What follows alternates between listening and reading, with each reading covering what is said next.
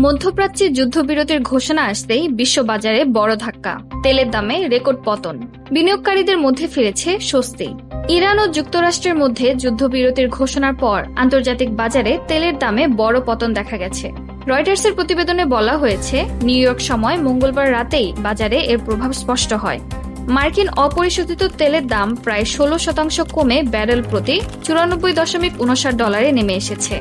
একইভাবে ব্রেন্ট ক্রুডের দামও প্রায় 15% কমে দাঁড়িয়েছে $92.35। এই বড় পরিবর্তনের পেছনে রয়েছে হরমুজ প্রণালী পুনরায় চালু হওয়ার সম্ভাবনা। বিশ্বের প্রায় 1/5 তেল ও গ্যাস এই সংকীর্ণ জলপথ দিয়েই পরিবাহিত হয়। যুদ্ধবিরতি ঘোষণার সঙ্গে সঙ্গেই বাজারে দ্রুত প্রতিক্রিয়া দেখা যায়।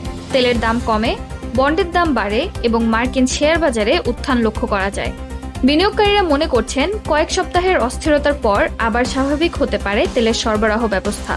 বিশেষ করে প্রেসিডেন্ট ডোনাল্ড ট্রাম্পের নির্ধারিত সময়সীমা শেষ হওয়ার আগ মুহূর্তে এই ঘোষণা আসায় বাজারে ইতিবাচক মনোভাব তৈরি হয়েছে। এর আগে পরিস্থিতি ছিল পুরো উল্টো। ইরানের তেল ক্ষেত্রে হামলা এবং পাল্টা হামলা হিসেবে হরমুজ প্রণালী বন্ধের হুমকিতে বাজারে তৈরি হয়েছিল চরম অস্থিরতা। দাম বাড়তে বাড়তে বিনিয়োগকারীদের মধ্যে উদ্বেগ ছড়িয়ে পড়ে। তবে বিশ্লেষকরা সতর্ক করে বলছেন, এই পতন সত্ত্বেও তেলের দাম এখনও ফেব্রুয়ারির শেষের তুলনায় অনেক বেশি রয়েছে, অর্থাৎ বাজার পুরোপুরি স্থিতিশীল হয়নি। যুদ্ধবিরতি স্বস্তি দিলেও বাজার এখনও সংবেদনশীল। মধ্যপ্রাচ্যের পরিস্থিতি আবার পরিবর্তিত হলে তেলের দামে নতুন করে অস্থিরতা তৈরি হতে পারে।